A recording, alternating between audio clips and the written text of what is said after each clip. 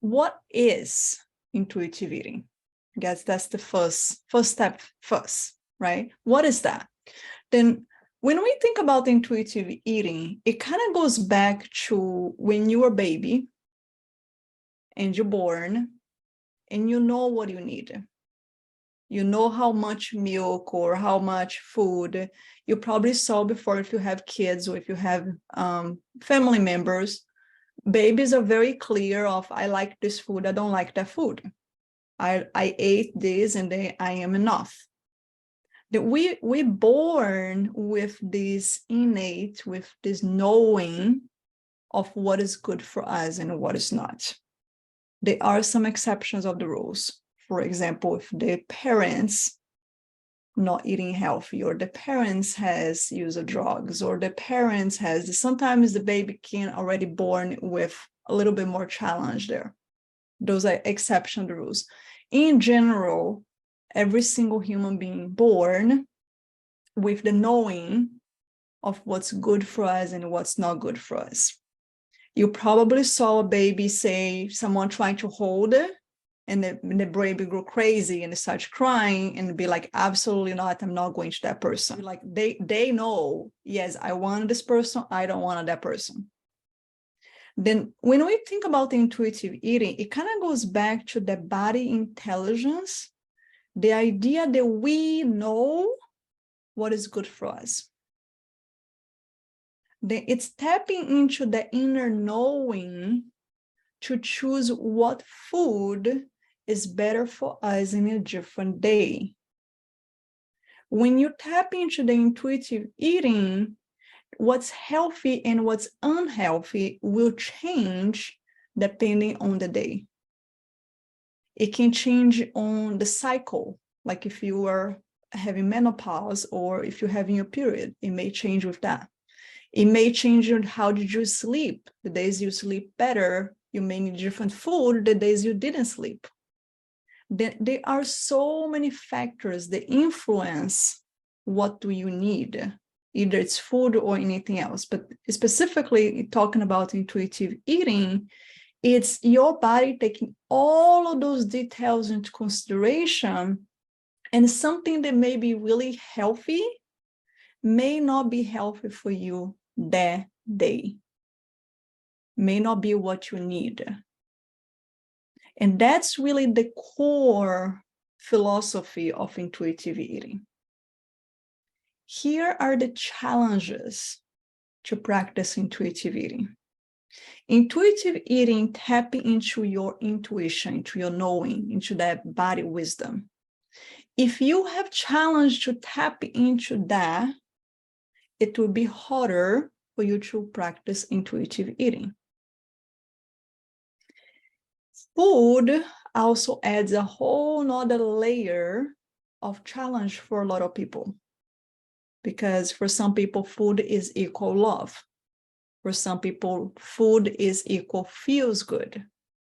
Then there is a whole extra emotional component that can be attached to food, that when you add that layer, it becomes much harder for you to discern, is this intuitive eating or is this craving? And those are completely different things. The craving is usually come from an unhealthy place, and it usually is based on emotional. The emotional eating is very close to that craving feeling. It's that feeling that you just eat. Most of the time, you're so disconnected from your body that you're not even enjoying the food that you're eating. Most of the time when you eat from craving, by the time you finish eating, you're feeling yucky, you're feeling guilty, you don't feel good from what you just did. And that's very different when you eat for intuitive eating, because when you do that, you are connected, you are feeling, you are enjoying the food. And when you finish, you feel good, you feel satisfied, you feel complete from the food that you just ate. Then you probably by now can see how that's not an easy task, especially, again, the way our society look at food, because there are a lot of black and white. There are a lot of different diets. There is a lot of different opinions about what is healthy and not healthy. Just in general, just like if you look at 10 different nutritionists, if you're talking about 10 different philosophies, every single person has their own opinion of what is a healthy food and unhealthy food. Some people think the high fat is really good. Some people think the high protein is really good. Some people think about, let's eat 10 eggs a day. That's really good. Some other people, then they're all kind of beliefs.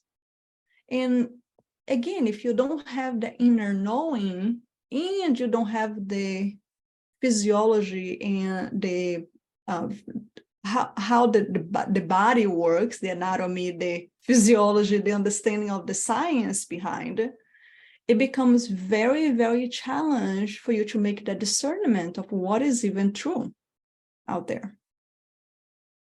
Then that's adds to the layer of the challenges of food. Another layer of challenge of food is the addiction. There is a lot of food out there. They are very addictive. Sugar is one of them.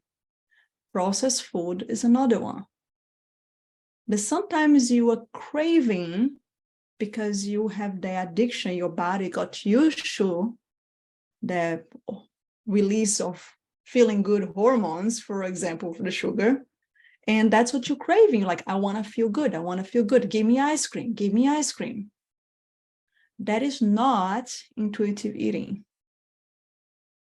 That's one thing that you can start to use for discern. Is this intuitive eating or is this craving? But that's a really good step for you to start to differentiate. The same thing with processed food. If you are craving something that's highly processed, that has no nutrition on it, chances are that that is not intuitive eating, that's craving. And that can be craving the ingredients, or it could be an emotional connection.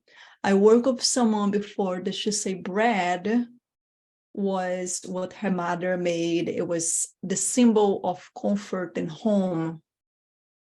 Then she eat bread every single day because it makes her feel home. That is not intuitive eating. That is craving. In that case, specifically, is an emotional problem. It's not even a nutritional or addiction, or even though you do have the carbs and the sugar there as well. The part of that, the first thing we got to understand is, okay, is this craving? Is this a mental, or is this a connecting with my body feeling? The third layer is a mental. The moment that you say, I am thinking, is this good for me or not? That is not intuitive eating. The moment that you analyze, that is not intuitive eating.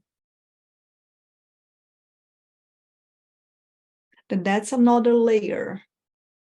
If you catch yourself overthinking, but I read in the book that this is really good for me, therefore I should have this supplement because it's going to make me really good. And you take that supplement and you feel bloated. It doesn't matter how good the supplement is. It is not good for your body.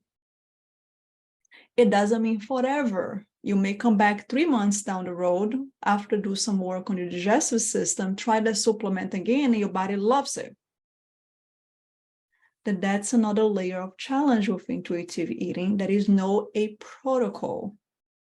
It's not a black and white, just like intuition, just like knowing your body. Every day, there are different circumstances, a different environment, there are different needs. Some days an apple may feel really good. Someday you may look into an apple and be like, ugh, not interested. My body doesn't need that today. An apple is really good for you.